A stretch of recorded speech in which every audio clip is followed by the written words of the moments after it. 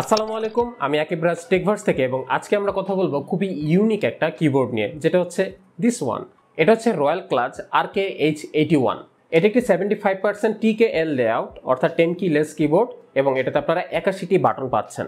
All plastic build keyboard হলেও এটার মোটামুটি ভালো একটা ওজন আছে, যা হচ্ছে 860 গ্রামের মতো। এই কিবোর্ডের কি ক্যাপসে যে কালার কম্বিনেশনটা দেওয়া হয়েছে, এই পুরো কম্বিনেশনটাকে একটা নাম দেওয়া হয়েছে, সেটা হচ্ছে white night.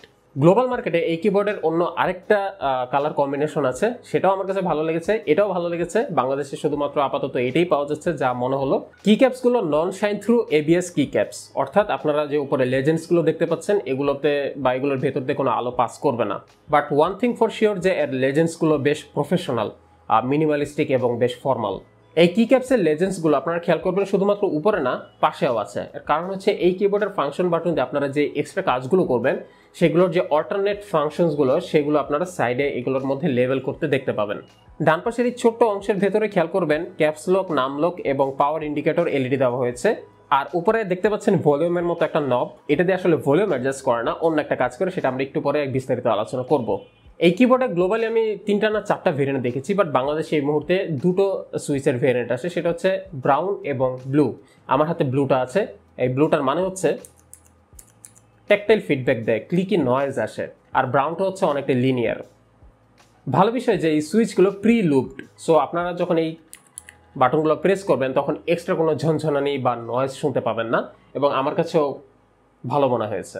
All plastic build এই কিবোর্ডটি সত্যি কথা বলতে আমার এখন পর্যন্ত ব্যবহৃত সবথেকে ইউনিক ডিজাইনের একটা কিবোর্ড। আপনারা খেয়াল করবেন ডান পাশে বাম পাশে বেশ কিছু খাঁচকাট অংশ আছে, স্পেস বারের এখানে একটু স্লোপ করে দেওয়া হয়েছে। কিবোর্ডের নিচের দিকে রাবার ফিটটা যদি খেয়াল করেন, এই রাবার ফিটগুলো বেশ বড় বড় এবং টেবিলে খুব ভালো একটা গ্রিপ দেয়।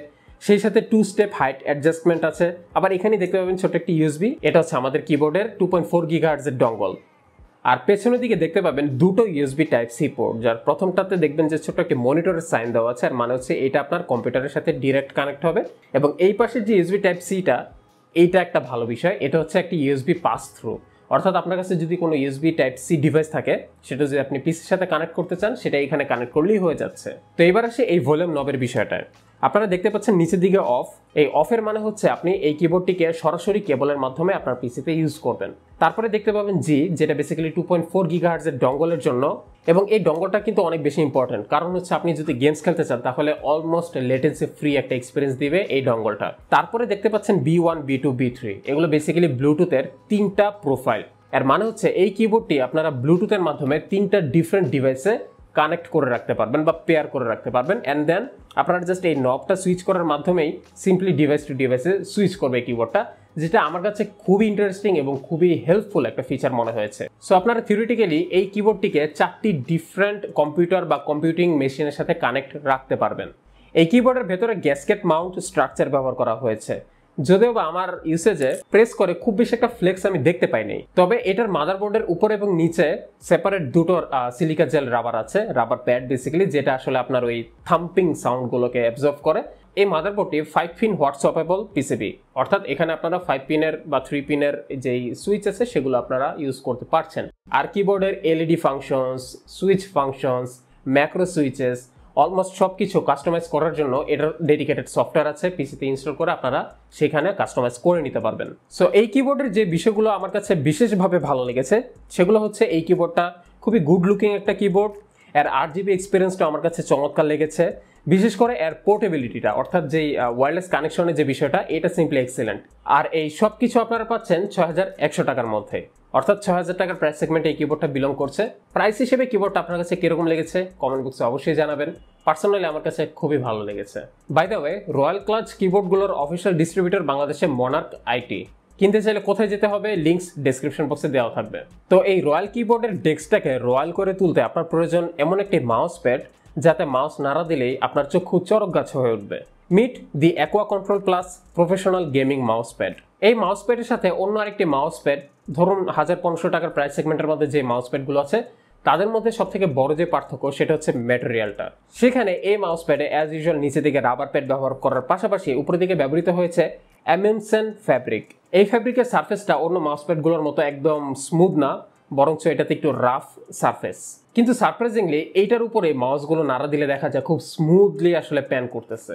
তবে এই রাফ সারফেসের জন্য বেসিক্যালি মাউসটা আসলে খুব অ্যাকুরেট ট্র্যাকিং করতে পারে, যার ফলে গেমিংয়ে এই বিষয়টা খুবই সহায়তা করেছে।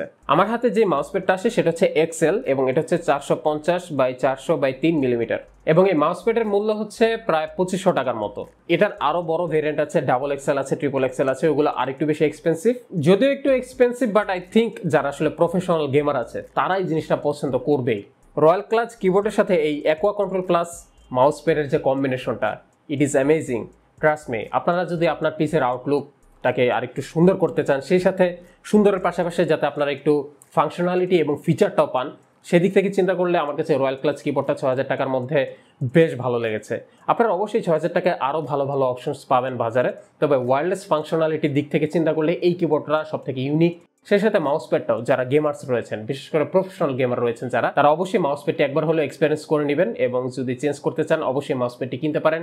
আর এই জন্য কোথায় যেতে হবে, লিঙ্কস সবকিছু দেওয়া থাকবে ডেসক্রিপশন বক্সে।